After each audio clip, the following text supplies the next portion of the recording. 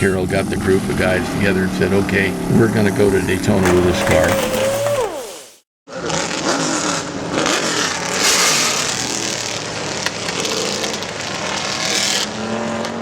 Well, I'm here with Peter Brock, sitting inside the bowels of a car transporter that he's designed and built, and having transported many cars across the state, I think this is an amazing structure. Pete, can you just tell us a little bit about why you designed this? Well, the main reason is that I've always been interested in aerodynamics for automobiles, and then when I had to transport my own Daytona Cobra Coupe around, I started looking around at all the trailers, and I drew up what I'd like.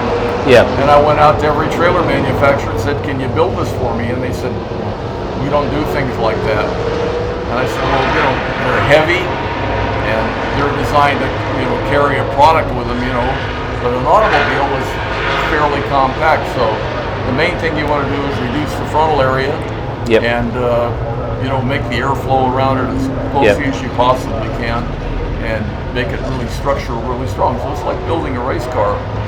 They're about 30 to 50% better in fuel mileage on a conventional trailer with a big square front. Okay. So that's the big advantage, but it's a pleasure to drive cross country because you don't even know you've got something behind you. Yeah, you're that's not great. White knuckling it down the road. Yeah. Can you tell us a little bit about how you got started in the automotive industry? Well, I fell in love with.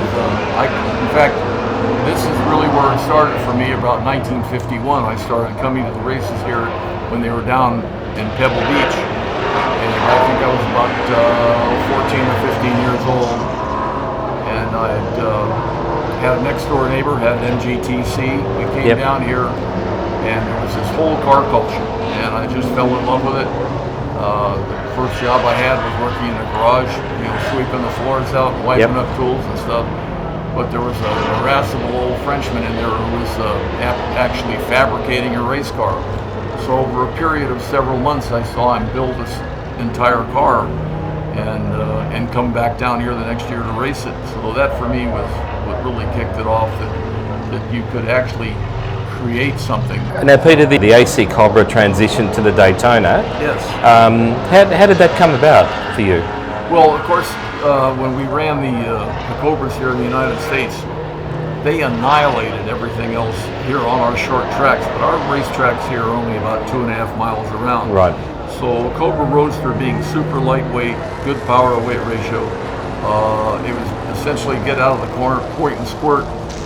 It was the perfect car for it. But in Europe, where you've got tracks like Spa-Francorchamps, Reims, or Le Mans, where you've got straightaways that are 2 to 3 miles long, that's all top speed. And our Cobra Roadsters had a top speed of about 165 miles per hour.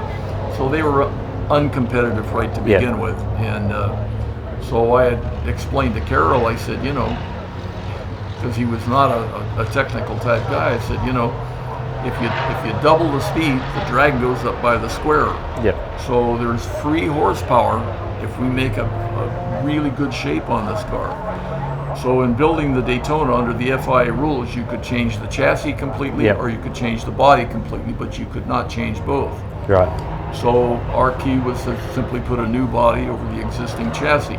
It was a rather agricultural car, Yeah. but the son of a bitch had a lot of power, and it was fun to drive. You could sideways, and all of the guys that we had driving, for example, Dan Gurney, Bob Bondurant, Ken Miles, Ennis Ireland, Joe Schlesser. I mean, all these guys learned to drive these great horsepower cars that you could really slide them, get them sideways. And yet when you got that thing pointed down the chute at Mulsanne, it'd go almost 200 miles per hour. Yeah. And we were walking the Ferraris, Yeah. I mean, it was just incredible the way that car performed. So, but as far as the design of it, the inspiration all came from stuff that was designed in the late 1930s by the Germans. Right. And Okay. when I was working at General Motors, working on the Stingray project, I found a white paper that had been written in German with some little drawings describing what the shape should be on it, and it didn't look like any conventional car because it went straight back and had the chopped off tail on it. Okay. Yep.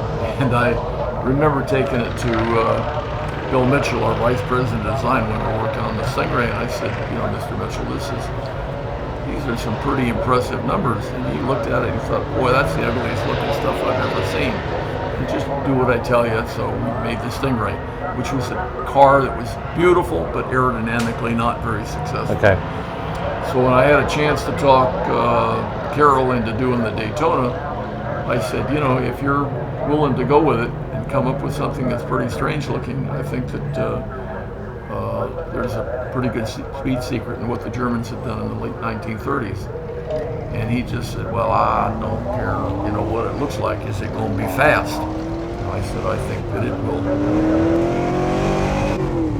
We had an incredibly talented group of guys in our shop, but the car at that time was so strange looking that nobody wanted to work on it. They all thought it was so ugly that they refused to work on it. And luckily we had a great Kiwi, a guy had come up to work for us named John Olson, and he wasn't quite yet part of this California group, so they said, well, why don't you go over there and work with Brock? And then Ken Miles, our top English driver, also had some understanding of what's going on. So Ken Miles and John Olson and myself, we pretty much built that first car ourselves, and everybody was kind of laughing at us because we were over in the corner, and little by little the guys started coming around. So the first time we went out to run it at Riverside, we were with, this is a standard Cobra race chassis underneath, and we wanted to have the parallel numbers on it. We went out, we were 3.5 seconds a lap faster and 20 miles an hour faster down the chute with it. So Ken didn't even finish more than 10 or 15 laps. He got up, called the phone, we were at Riverside Raceway, called back to Venice, tell Carroll, he said, we've got a winner right here. Just get us going to Daytona, get us some new tires, and we're on our way.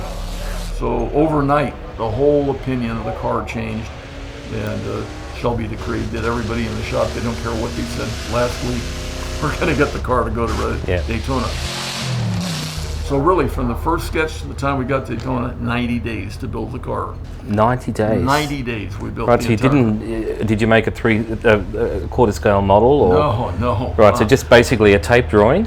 I reverse engineered the dimensions off a crash car that we had there, and drew it up quarter scale, what I thought was what the Germans had said to do. We made a whole book out of plywood, cut out all the templates with a jigsaw, made the aluminum over it, and just went for it. And if it hadn't worked perfectly the first time, right out of the box, everybody would have said, I told you so, it didn't work. But it was so efficient that it worked. And it wasn't that we didn't need more development or time. The first thing that Ken said, he says that we need more traction, we need bigger tires. So we called back to Goodyear and said, can you get us some more rubber on the back for Daytona? And they said, it was like 2 weeks before we had to go down there. They said, no way we can get a new tire. But they had developed a special tire for their stock cars for the front end. And they said, well, it's just about the dimensions you want. So they flew those out overnight. We put them on the car, and they stuck out about this far on either side. So we just made some little spats and riveted those on, and went to Daytona with